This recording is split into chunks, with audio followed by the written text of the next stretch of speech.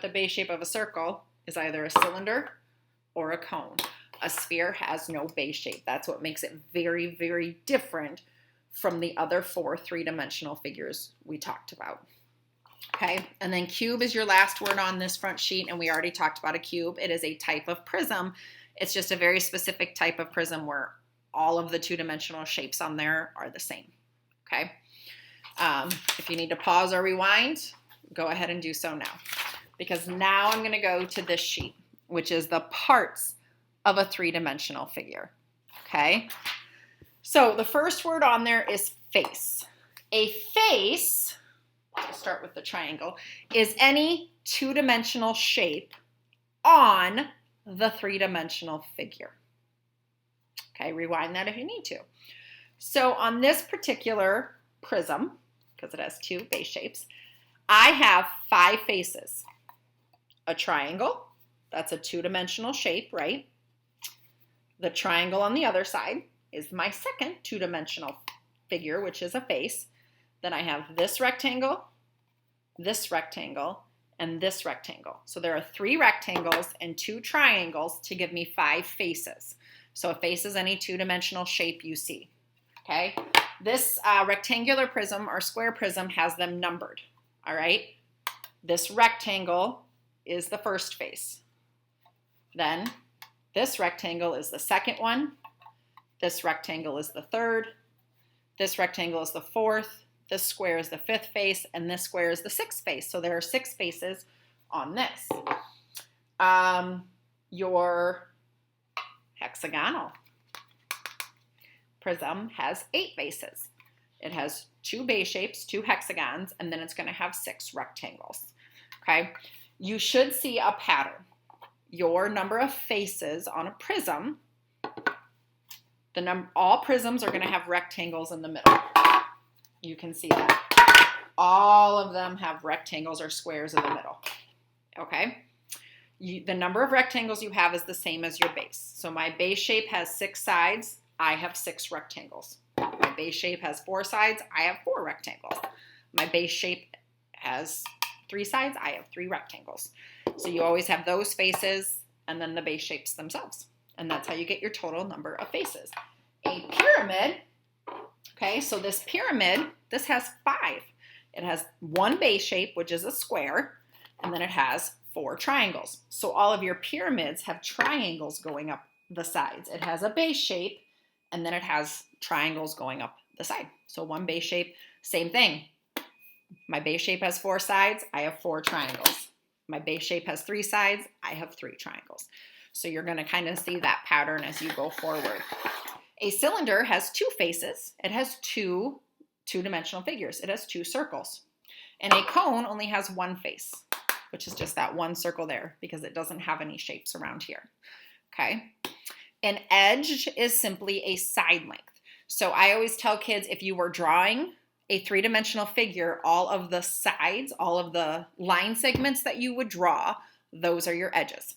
So looking at my triangular prism, this is an edge, this is an edge, this is an edge. All of these what would be line segments when I draw that, those are your edges. Pyramids have them too. My edges right here.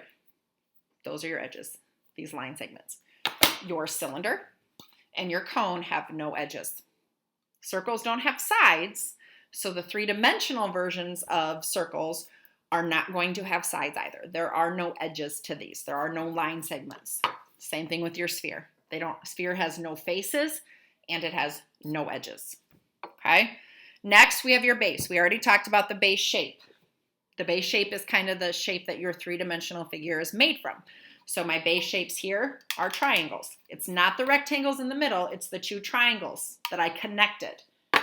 Here, it's 2 hexagons. Those are my base shapes. Here on a cylinder, it's circles. For this pyramid, my base shape is a square that's connected to the dot at the top. For a cone, my base shape is a circle. For a cube, your base shape is a square. You can kind of look at the base shapes and see those pretty easily. Vertex, you only have a vertex on your cones and pyramids. Okay, prisms and cylinders have no vertex.